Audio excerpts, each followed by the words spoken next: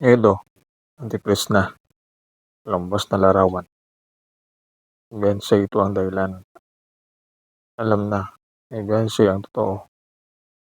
Kamakailan ay napansin natin at nakita itong viral na larawan o kaya ay footage kung saan nakita itong mga screenshot sa video premiere ni Edo, saan may babae na tagahawak ng kamera. Nahagip yung kalahating katawan ng babae na kulay green at puti yung pants, na ito daw ay walang iba kundi itong si Mariel.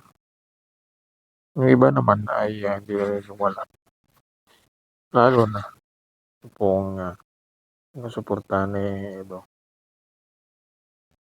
dahil sa reaksyon ay inihambing ito pong suot na damit at ang pangangatawan, lalo na ito pong pants na nakita dito po sa video at kumakalat na larawan na hindi tugma ito kay Mariel sa post niya sa kanyang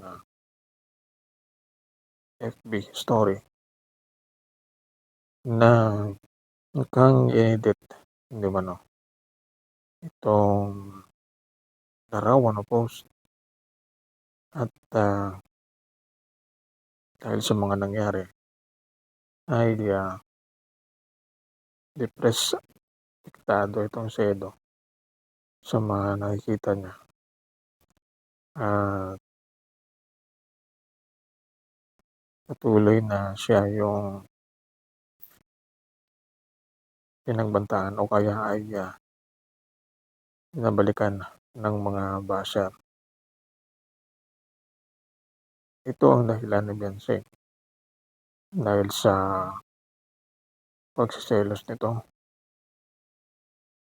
kay Mariel o kinakilalang girlfriend di umano ni Edo, na nagpaniwala itong si Beyonce na ito yung dahilan ng pagkagalit niya.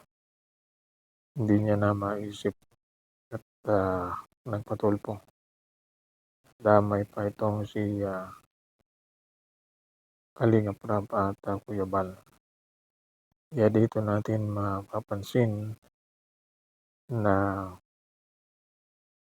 hindi rin na maisip ni Edo ang mga ganitong sitwasyon na pagpapatulpo na lubang naapektuhan din itong si Eds na sa mga ginawa ni Beyonce noon, na inamin naman niya na na-stress siya at karoon ng alalahanin kahit nakangiti yung si Edo ay hindi maiwasan na sa loob niya ay malungkot at doon may mga post itong si Eds tungkol dito sa pagpapakaroon niya ng partner o asawa. May biro sa live o kaya sa comment ni Marie Pineda na kung siya ay mag-asawa, piliin niya itong mga manidi.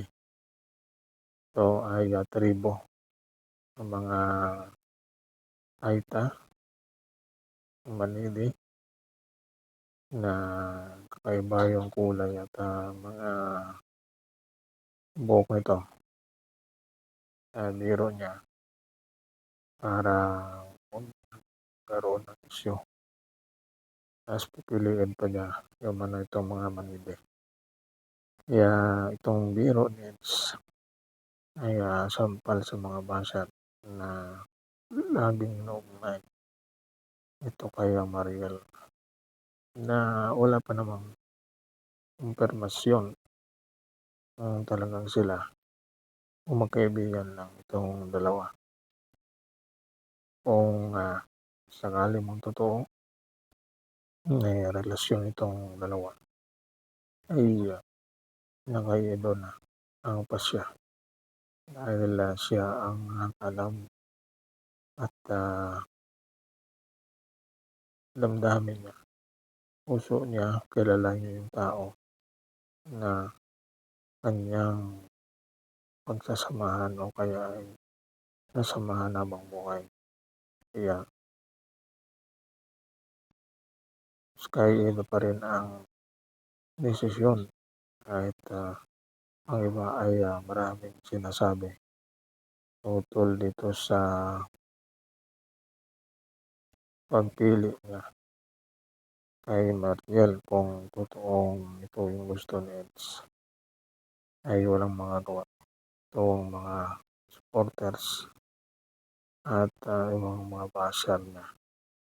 Siya naman ang nakakaalam na ikabubuti ng samahan. Kaya ito yung take na nakita natin itong Eds ginawa niya lahat para magkaroon ng katahimikan. Ito, hindi niya maiwasan na sumagot dito sa mga bintang sa kanya tungkol sa mga nangyari dito po sa mga issue na nililink dito kay Mariel Atedo. Kaya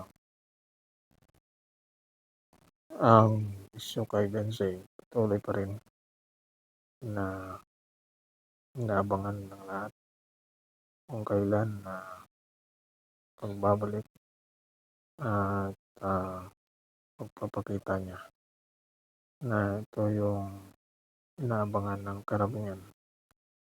Kailan siya magla-live na ngayon ay wala pa statement o kaya ay pahayag. Pero sabi ni Bulong ay matapos di umano ng kanilang exam